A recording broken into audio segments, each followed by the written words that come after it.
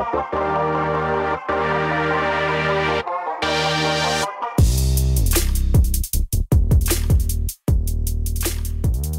nothing funny, but why is that not? Oh, that's not a good sign. So I have always been a lover of the Audi Q3, and this new second generation has made me fall even more in love with it. I mean, the previous one, in hindsight, now looking at the second generation, looked a little bit like blobbish actually, whereas now I'm like, shoo, how hot is that? I hate using the word hot for a car, but sometimes it just says it all, do you know? And I really think this looks stunning. I parked it, funny enough, amongst a number of its competitors yesterday, and it just is the one that stood out. Like, maybe it was because I was driving it, but no, it just like has a bit of an aggressive sort of rawr, you know, look, which I love. You to know that I'm happy for you. You know the version of me. Is she perverted like me? Would she go down on you in a future? Inside is also modern AF, okay? Especially with this infotainment system and screen, which is possibly my favorite out of any manufacturer's sort of infotainment system. Just the user friendliness of it, and it's so slick, it's so responsive. It took me, I think, maybe 1.5 seconds to pair my phone to it, and there's no complications in it, so I love it so much. There are a host of features in the new Audi Q3 from the standard trim level, then you get advanced line and then S line. But what Audi has done this time around is to sort of simplify things. So they've put things into packages for you. They've like packaged all the options into a package. It's a lot of package that I've just said. But what I love is something like Audi's phone box, which means you get like 2 USB ports and Android Auto and Android Auto, Apple CarPlay, and but what I love is it's got the wireless charger as well. Something I always thought that would just be like, I don't know, it's like, oh, my ears are popping. It's like a novelty almost, but actually, now that I've used it a number of times, and Audi's not obviously the only people and the first people to do it or anything like that, but just having it now this week, it's just been so handy because I've done quite a lot of long drives, and every time I just pop my phone and it charges for me. I just have never had to worry about my phone dying. So much convenience, guys. It's all about that, hey. Does she speak eloquently? And would she have your baby? I bet she'd make a really excellent mother. But you're still alive, and I'm here to remind you of the mess you left when you went away. So you're getting 530 litres of boot space, which is really fine for like a pram, etc., etc. But what is cool is the seats move forward or backwards ever so slightly, and then it comes up. It gives you up to like 675 litres of space, or obviously a little bit more legroom for these peeps at the back here.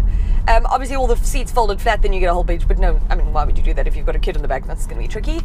So the only engine available is the 1.4 litre 4-cylinder turbo petrol engine. It's, you know, the 35 TFSI badge on the car.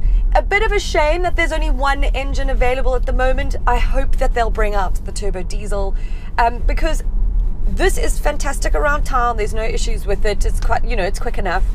My problem is on the open road when you want to overtake, that you really have to work it. Jeez. And that can prove to be a little bit of a problem for me, especially you just have to be aware of that little delay as you put your foot down. But I mean, do you know what? The refined drive sort of makes up for that. It's hella refined. The cabin, I don't know if you can hear it, almost for me, just being in here with no music or anything on, that's why I think my ears are popping. Like, there's very minimal noise coming into this cabin. Maybe oh no, not even, I can't even say, there's like really nothing. Yo, I don't know. I hate to bug you in the middle of dinner. Even off-roading in this car is really impressive. At the launch, we took it like quite hectically along gravel and stuff, and I really gunned it. You just pop it into off-road mode, and it's like the sort of stability and the grip is really fantastic. So the starting price is 565,000 Rand. If you get the advanced, you're going up to 585,000 Rand, and then up to 599 for the S line. I want to suggest that you wait for the turbo diesel, but I think if performance is not that high on your priority list, and there's just a whole lot of other things that come first, then rather wait for that. I mean, then rather don't wait for that. Because this overall as a package is fantastic. There's the word package again. And I think if you've owned a previous Audi, you're going to be in love with this car, because like I said, it offers so much. Oh, just not picking my nose, I promise. It also offers an alternative to my favorite, the XC40, which I hate to say because I love them. I love it, but I love this too. So, yeah, I just think you've got a whole lot of fantastic options, hey, in this segment. Okay, so here's my free advice, okay? Last time I spoke to cyclists. This time I'm going to speak to motorists about cyclists. I know that we all get our backs up and our blood boils every time we see one or drive near one, unless you are a cyclist, then maybe you're a little bit better.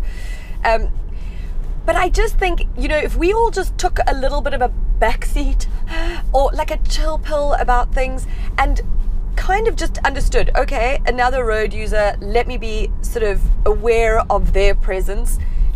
I've seen it before, people get quite aggressive in their drive towards a cyclist or past them or whatever, and they get themselves into such a blimmin' tangle that it's dangerous. And we as motorists are in a car bigger than a cyclist, so we will do damage. And if that is your sort of point, then you should not be allowed near a car or near a road for that matter. And you're just a really shit human.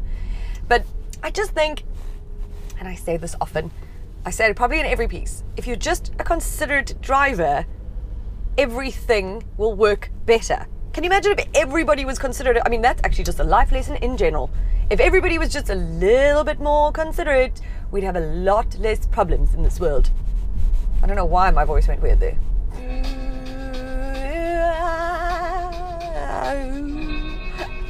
So similar.